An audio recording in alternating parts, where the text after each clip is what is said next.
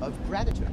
I think that's the biggest deal, right? Like, we've supported that country, and I think it's important when you support somebody that that person comes back and acknowledges that and says, you know, how is it that we should be? It's not just some sort of unilateral way of processing these things. So it's possible that it could all be resumed after the meeting? Well, I think we're going there to meet, presumably.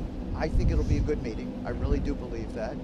Hopefully that'll be a good signal to the Russians, because they have been proactive too in wanting to get something done here. And I think that's what the president, that's who he is. He's a peace through strength president. The best wars are the wars that never have to get fought.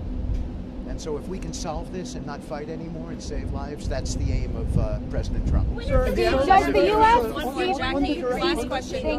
the U.S. approve of U.S. allies continuing to share U.S. intelligence with Ukraine? Well, I read this morning that that there might be a suspension of it. So I'm really not sure about that. I'm not sure where we are with John Radcliffe and the DNI. But I would think at some point, hopefully we get things back on track with the Ukrainians and everything resumes. That's what I would hope for. So the United States now negotiate with any group that takes American hostages? So we heard from the ministry and Russia, and they are waiting for the U.S. team to be named. Do we have a timeline and when that could happen and who will be involved in that process? We've been in discussions with the National Security Advisor this morning about who that named team will be. We've reached out to the Russians. We'll let the Ukrainians know as well, and so before we get there, that'll all be a part of it. So will the U.S. now engage with any terrorist group that takes American hostages? Well, I think if you're asking about the reach out that you read about, I think it was the responsibility of the special envoy to actually have conversation and see if anything can be achieved. Unfortunately, what we learned is that Hamas told us they were going to be thinking about it a certain way, and they weren't. So I think that's important information for us to have, and so came the tweet from the president, which is, your behavior is unacceptable. You need to clean up your behavior, and that's where we stand as a government. Steve, can I clarify your answer, your last answer? Could encourage other I don't know whether it was a direct engagement or not. It could have been through a go-between. I just know that the messaging was, we want to see these hostages come home. We're not going to sit here, do nothing, and tolerate these kind of inhumane conditions. They've lived in a terrible situation. By the way, who keeps dead bodies? Who does that? Who keeps people chained up downstairs? Who murders in front of other hostages? What's happened here is intolerable, and it's not going to be tolerated by President Trump. Steve, can I clarify your last answer? Are you saying that what's been paused is just U.S. intelligence direct to Ukraine, or that there was also a pause on the allies sharing intelligence? I was simply saying, Jackie, that I can't comment on specifically what was paused. U.S. President Emmanuel Macron has floated a 1-month pause on long-range strikes with Ukraine and Russia. Do you think this is something that Russia would accept? We're talking to the French. I can't tell you what specific proposals have been put on the table. Will President Zelensky be allowed back or be invited back to the White House?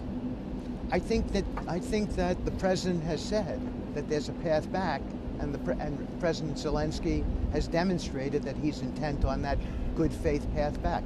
He's apologized. He said he's grateful. He said that he wants to work towards peace. By the way, that's ultimately the goal here. President Trump is an outcome-oriented man. He wants a good outcome, and a good outcome is peace, no more death, and a better world. Does the president see any difference between the ceasefire and hostage deal that the previous administration put together in terms of the framework? You said it wasn't such a wonderful deal. Can you just confirm, without going into those details, that you're still working off of that framework, or are you negotiating that as well? Well, the May 27th protocol is the framework. That's what that whole deal was predicated based on that May 27th framework. And what I said was that deal presumed that it would take 5 years to reconstruct Gaza. And so the Saudis, when they talked about normalization, were working on a 5-year program. Gazans, thinking about coming back, thought that they would go back to their homes in 5 years. And I simply am saying that that's a delusion. and that we need to level set the facts so that people can make proper decisions based on the realities. Now you saw a Wall Street Journal article about 10 days ago that said it's 15 to 20 years. So they're finally beginning to agree that people don't belong back there. It's a really dangerous environment for children, for anybody. Unexploded munitions, all kinds of latent ways to get hurt there. So we're level setting the facts. We understand what the conditions are, and we're going to make proper decisions, master planning, so forth and so on, for every stakeholder's benefit, with a lot of input based on the realities. Does the president see any difference between, or different priorities between returning the American hostages and the others from Gaza? I think the president cares about all lives.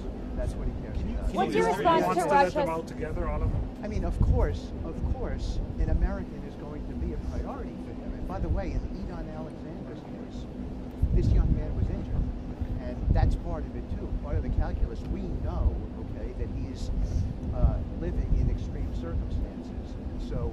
But I think the president cares equally about Israelis as he would about a Russian captive, as he would about somebody from the Philippines. We've gotten releases across the board because the president cares about saving lives. He's just a good human being, and he knows he has the power to generate this type. What's your response to Russia saying they'll never accept peacekeeping troops? About making defensive weapons available to Ukraine. The civilian populations in Ukraine left vulnerable because of missile strikes by Russia, by drone strikes into Russia. Is that a concern to the president? I'm sorry, I don't know. The Face the question camera. simply Can we is turn the about camera? making Face the camera. defensive weapons available to Ukraine. I realize there's a pause right now, but defensive weapons can protect civilian Well, we've populations. been giving them plenty, but I think the larger discussion for us is to get a peace deal done. We want to see peace. We want to see peace in the Middle East. I should say the president wants to see peace, and we follow our commander-in-chief. We want to see peace in the Middle East. We want to see it in Ukraine. We want to see it all over the world. And we think all of these conflicts can be settled, and we're proving it every single day. What's your response to Russia saying they won't accept peacekeeping troops? With the Iranians to bring U.S. detainees. I'm not talking to the Iranians directly, and I have no knowledge of anyone in the U.S. government talking to them right now. What's your response to Russia not accepting? Visit Israel or other countries in the region also to talk about the ceasefire and release hostages? I always like visiting Israel, Yuna. But What's your response to Russia? Something planned to come I think we're in conversations with the Israelis every single day. They're our strategic partner. We view them as critical to the process. We think that Prime Minister Netanyahu has done an exceptional job. I work directly with Ron Dermer every single day, talk to him multiple times a day. And as needed, we're going to travel to Israel. I basically commute to the Middle East. That's my job for the president. So will you visit after Saudi Arabia and Israel or before? I think I'm going to be in 4 countries next week, and we have to determine the sequencing of it. What's your response to Russia saying? What's your response to Russia saying they won't accept peacekeeping Can you troops? just be real clear about, you talked about the U.S.-Israel potential partnership if this doesn't work out with Hamas. Does that mean military action? I can't say. And I think it would be not tactical to discuss what that game plan is. What's your response to Russia saying they won't accept peacekeeping troops? What do you hear from Hamas about Donald Alexander, the American hostage? We know About Donald Alexander, the American hostage. We know it's important for President Trump and for you. Well, I think we want Edon back, but we want Niria, we want everybody back. We want them all back. I mean, we estimate 22, maybe 24 live bodies, and we want them all back, and we want the bodies back too. These parents who know that their children are gone and their relatives are gone, they need those bodies back. They need closure. They need to go and bury their children properly. And so we want the dead bodies back, and we want the live bodies back. Is the impression that the Netanyahu government is willing deal with to... Iran, release all the hostages eventually? I'm sorry? Do you think that you can convince Israel, and Hamas, of course, to release the hostages to do the deal? Well, I think Israel feels as we do.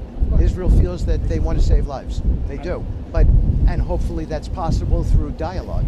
And that's the point. We're prepared to have dialogue. But if the dialogue doesn't work, then the alternative is not such a good alternative for Hamas. What's your comment on the Egyptian proposal to Gaza, the counter-offer to the president's plan on Gaza? I just finished reading it. There's a lot of compelling features to it. We need more discussion about it, but it's a good faith first step from the Egyptians. And I think the larger point is that President Trump is now encouraging what he's talking about in Gaza, is now encouraging other people in the Middle Eastern world to present proactive proposals for what we might consider. And that's what we're doing. We're The considering. main principle of allowing Palestinians to remain in Gaza, is the president okay with that?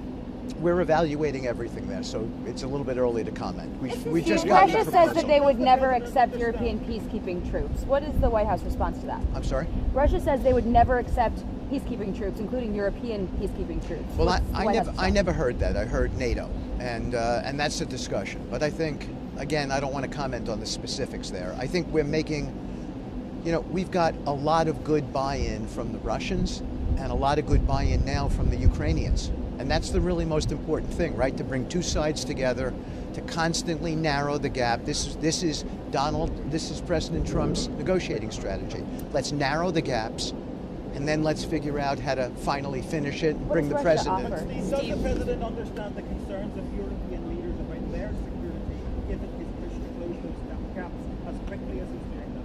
Of course he does. He had meetings with Macron in the Oval Office, with Stammer, so he's listening intently. They're stakeholders here. It's important to them, and it's important to him how they feel. So he's listening intently. But first and foremost, we had to get to the Ukrainians, get them back, right? Get them back in a different place, and they're talking peace now. What does Russia offer, Steve? Mr. Witkoff has been offer? very generous with his time today. I know everybody's very interested. We have to go inside. Thank you, everybody. Thank you. Mediated with Iran? Thank you.